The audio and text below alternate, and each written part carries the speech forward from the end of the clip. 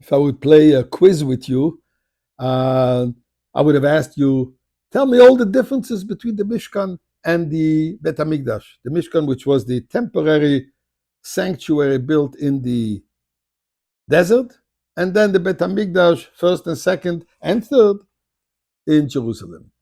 But I'm not going to quiz you.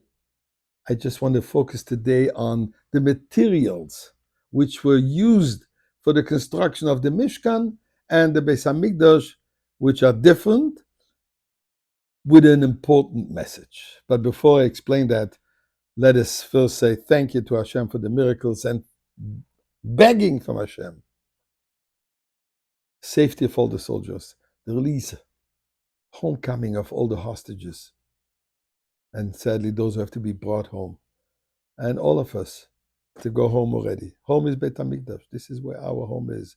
If we forget it, the entire world is reminding us Eretz Yisrael is our place. So Mizmor l'soid ori l'Adonai kol haaretz yivnes Adonai b'simcha bo lefonav v'nono. Du'u ki Adonai Elohim hu asanu v'lo anach l'ama v'tzor marisa bo yishor b'soido.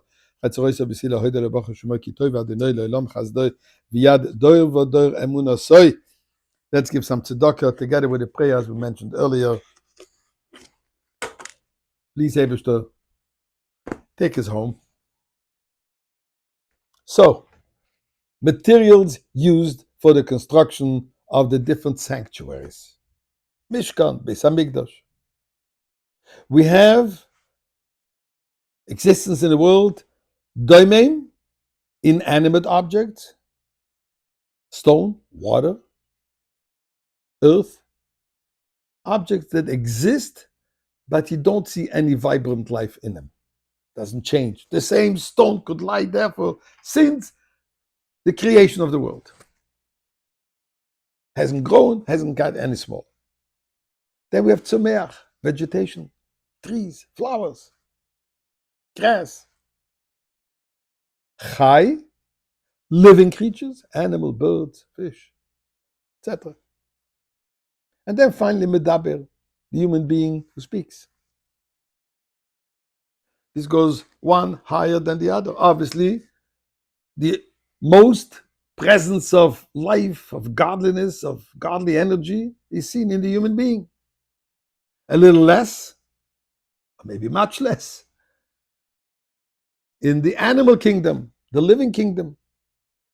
Less than it, vegetation. But we do see vibrant life. It grows, it plants, it dies.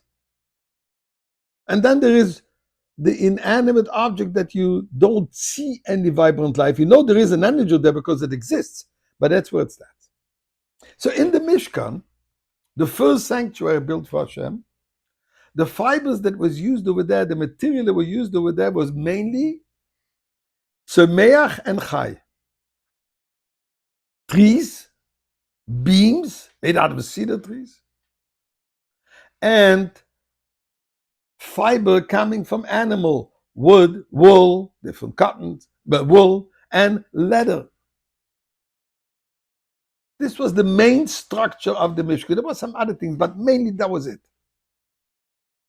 We'll look at the Beis HaMikdash. There the structure was built with stone. Interesting enough,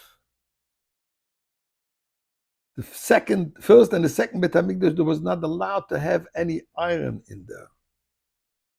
Because iron represents a weapon, destructive weapon. The third Bet HaMikdash will actually also have iron. What's the idea here? And here is the answer. As we spoke yesterday, that the earth upon which the Mishkan stood for whatever amount of time was not permeated with godliness. It wasn't transformed. On top of it, there was holy services, but the earth itself couldn't.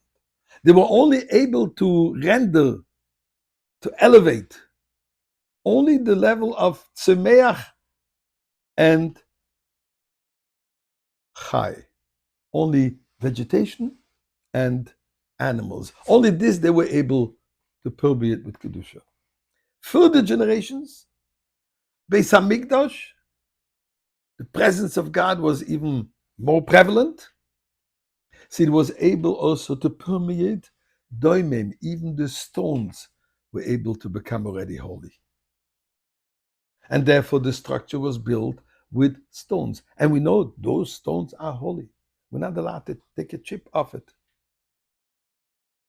The third Beis Hamikdash, what will be the total complete perfection, even iron, which is usually used for destructive purposes as weapons. In the time of Mashiach, the whole world will be perfect and will be able to use even barzel. Even iron will be able to be part of the construction. So now we're ready for the barzel. So Eibishter, nu, make it happen today.